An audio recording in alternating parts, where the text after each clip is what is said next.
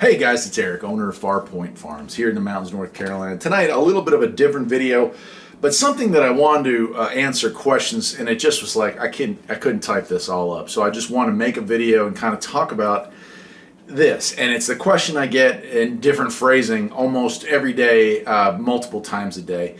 And it is, hey, how do I get where you are right now?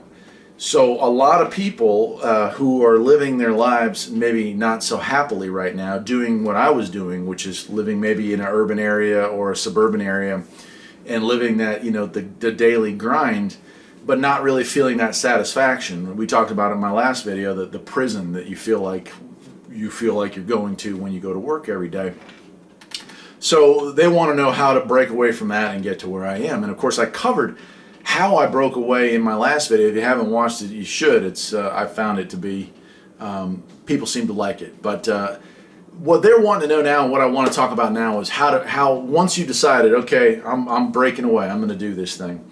How do I get where you are? And I think the problem that a lot of people have is, and I felt the same way, that there's this mountain that you have to climb in order to get to the other side, which is where you want to be at in life. And it's just insurpassable. You can't see the way, you can't see through the mountain, and you feel like it's just too hard to climb to the top of it. But it's not. And I think that the internet, maybe it helps and it also hurts in this case. It helps us because it shows us by watching videos like this that there is other way to live. You can live the way you want to live. But it hurts because a lot of the videos and a lot of the TV shows that you watch give an unrealistic portrayal of what it's like to be a homesteader or to be, what I do. I don't really consider myself to be a homesteader. I call myself a small farmer, but I guess technically I'm probably closer to a homesteader at this point than I am to a small farmer because I do a little bit of everything, and I think that's what's required to be a homesteader. So what you see in a lot of these shows and a lot of the fellow YouTubers out there, and I'm not criticizing anybody. I'm not jealous. I'm actually really happy that it works for people, and I'm really happy that people are at a financial level where it works the way that they're able to do it. But for most of us, guys like me, guys like you probably watching this, you don't have that kind of money. So, you might have a little bit of a nest egg built up if you have a house that you currently own in the city or in the suburbs. And maybe you have a, $2 or $3 grand saved up in the bank, and that's it, and you've got a lot of responsibility. So it wouldn't take a whole lot of time once you pull the plug on that lifestyle before you were in serious trouble. And I get it, because I had to make the same choice you did. I sold my house and took the money that I was able to save up in that house, plus the few $1,000s that I had scraped together, mostly from flipping and selling cars over the years. And I was able to find a piece of property that worked for me. And as far as that goes, what works for me, and people are always, where do I go to find this great land? Well, I don't know, man. Some of it's luck, I won't lie to you. But what works for me might not work for you. If you're living in Arizona, I wouldn't be able to survive in Arizona because of the climate there. It just wouldn't work for what I wanted to work. But I can tell you about where I'm at and why I chose where I'm at, and maybe some of the things you want to look out for when you are looking for property. But again, this is just going to be for me. This is like the poor man's version of homesteading. And if you watch this channel, you probably fall somewhere in that financial category. I'm sure there's some of you out there who are extremely well off, and again, good for you. I'll send you my address. No, I'm messing with you. Anyway, I looked for a piece of property, and here are the things that I was looking for. I wanted it to be big enough that I could have both animals and grow vegetables and plant trees. I wanted fruit trees. Ideally, I wanted to find a place that was already set up and running. Guess what? There is no chance on earth in the kind of money that I made and the kind of money that I knew I would be making once I made this change that I would be able to afford the kind of property that had a barn on it with fencing all the way around the property, that had a big old-fashioned farmhouse, that had a huge garage, that had all the things that I wanted, that I envisioned the perfect homestead to be. So I had to make major compromises, but there are certain things when I was looking for the property that I wouldn't compromise on. And here they are, and I'll tell you why. The first thing I wouldn't compromise on is that I wanted it to be very remote. And there's always the scale of remote, right? And there's a YouTube channel that I'm going to call out here called Gilbrook Farms, I believe it is.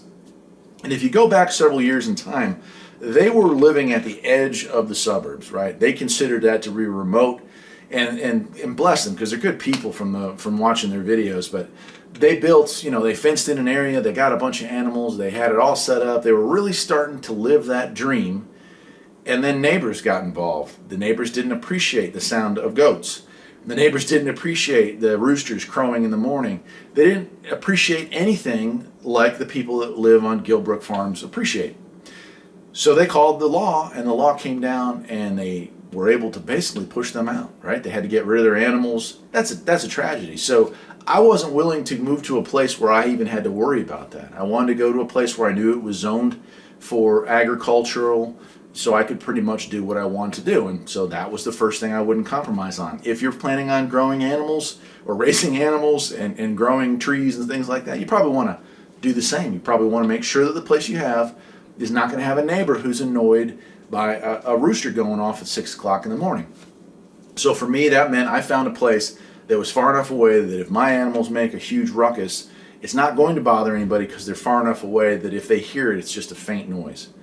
And vice versa. I don't want to hear whatever my neighbors are up to. I don't want to intrude on their lives. And the best way to not intrude on their lives is by not having to put up with whatever it is they do. Maybe they have a rock band or something. They practice outside on the back porch every night. I don't want to hear it. So I'm going to move away to a place that I'm not going to hear that. And I did. Right? That was the first thing I would not compromise on. Secondly, I wanted to make sure, because I wanted to grow livestock, raise livestock, I keep saying grow, and grow plants and trees and everything else. To do that requires first land, which I had already said I'm going to have, I wanted to have at least 5 acres. We ended up with 6.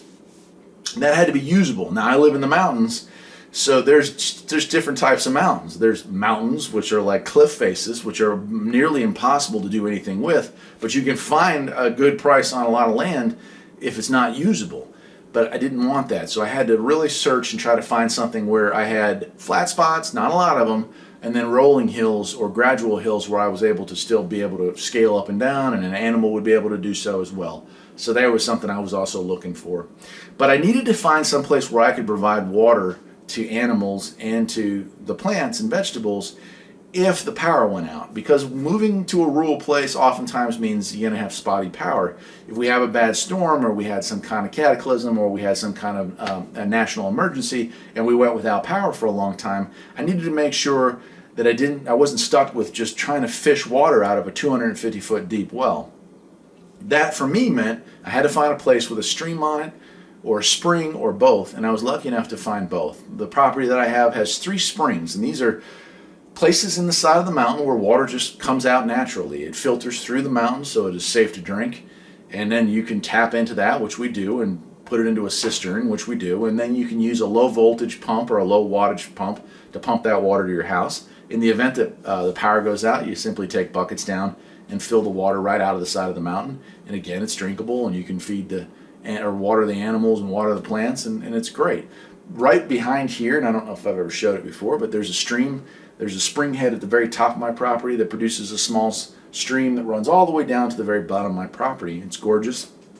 It brings in a lot of wildlife, which is great. And again, it's a free-flowing source of water. I couldn't drink that without boiling it, but I could certainly bring the animals up and let them drink out of there anytime they needed to. So that was number 2. I want to make sure my property had access to water. Very important stuff, right? Now, third, I wanted to make sure that my property either had buildings where I could house animals and make a living, because I am a mechanic and I do restorations here, or had the legal right to build those type of facilities on site. The compromise is where this comes in, right? The property we picked, I didn't even see inside the house when I bought the house, before I bought the house. When I came up here and saw the property, my wife came up here, it was snowing pretty heavily, and the people that owned the place were not available, so we walked the property, we decided we wanted it, and that was it. I purchased the property without ever seeing inside the house. So again, priorities. If you're looking for the right things, you have to be willing to sacrifice. Truth is, the house is fine, but if it hadn't have been on the inside, well, I'm pretty handy, and over the years I can certainly fix stuff up. And I have. There's been a couple projects we've done inside the house. But it did have a garage. It wasn't quite the size that I needed to get the job done, but it was a great starting place. and it was a decent compromise. It had a concrete floor. I couldn't do gravel because I knew I had to be lifting and lowering cars in here and working on tractors and so on and so forth. So I found what I wanted there. That was a big bonus. Really, the garage for me sold the property because I knew that I could pretty much build everything else we needed right out of the garage, and I have. The barn, this house did have two small barns. One was a 10 by 12. It really is a shed, but it was there and it allowed storage for stuff. And in the bottom of the property, we had I think it's a 20 by 24 barn, which is a good sized barn. It's just a steel building. And over the years, I've gotten the permits and been able to add on to it a little bit here and a little bit there. Same with the garage. I was able to add on, go downtown, get your permits, have them come up, take a quick look around, make sure that you're not up against anybody else's property line, and you get to it. You can start building it. They come back in, make sure that you built it the way it was supposed to be built, and everybody's happy. I mean, it's not terribly difficult to play by the rules and still be a homesteader. So that's it, right? So I started off with a lot of compromises, and as the years go on and as I recoup my money and keep, working 3 jobs trying to get it all paid for, I'm able to do small expansions every year. And I think that's where a lot of people mess up mentally. I think you walk into it and you think, I want to do what they're doing. And what you see is the finished project, or you see a project that people are just throwing money hand over fist into because they have it. And you say, I don't have it, so I can't do it. And that's the wrong attitude, and that's definitely the wrong way of going about it. You can do it. You certainly going to have to make some compromises and sacrifice a few of your wish list items, but as long as you keep to the core things that you must have in order to make a project work, you'll do fine. Here I am, year 6.5 here. We're coming closer to 7 years in, and this year the big expansion was the solar setup, which was huge expense. It took a lot of time to save up the kind of money to pour into a solar system, and that one is puny compared to most of the ones you'll see online. 1,200 watts and one giant deep cell lithium ion battery and a charge controller and all that thing. You'd be shocked, and I'll get into it here in a couple of weeks, just how expensive that actually was. So, just crazy, but it's doable as long as you don't just say, look, I need $100,000 to make this all work right now or else. If you do that, you're probably not going to make it. The last thing I'm going to say as far as recommendations go is shop sales. My wife, I'm blessed. She works at a home improvement store, which is, I say I'm blessed. It's actually a blessing and a curse. There are a lot of times when I wish she worked at like a Food Lion or something like that, so I could just be really well fed and not have all these projects constantly going on. But she's able to keep an eye on stuff, and a lot of times my projects are built out of cull wood, which I've shown you in several videos. And we'll stockpile cull wood here, and then after a year of stockpiling, we have enough to build the next barn or the next extension or whatever. And so that has really helped financially, but it's something you can do even if you don't have a spouse or don't work at a home improvement store. Go down and make friends with somebody down there. This is, we call them regulars in any business, regulars in the auto mechanic world, where, hey John, I've seen y'all, hey, you guys wouldn't happen to have a set of used tires. Come on, it happens all the time. It's the same thing anywhere. At a home improvement store, you can go down there and say, hey, John, you wouldn't mind setting aside, maybe, a package where it's mostly 2x4x10s or, mostly 2x4s of any length, and give me a call when you get enough of them set up. I'll come down with a pickup truck and load them up. That's the way you do these things on a budget. It's really about being creative, being flexible, and looking for opportunities. And I'm telling you, man, you can definitely do this. I'm going to leave it at that. I want to make a whole series on this, but you never know just sitting in front of a camera talking to the camera if people are going to appreciate that or want to hear more of that.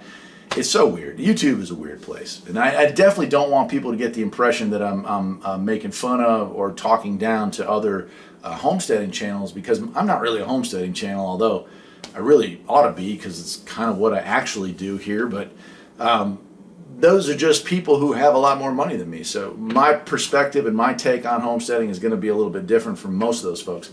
Not to say there aren't some great YouTubers out there that do things on a budget. The tiny home thing and all that is a big deal right now on the internet. But that's it. I will see you next time, and take care.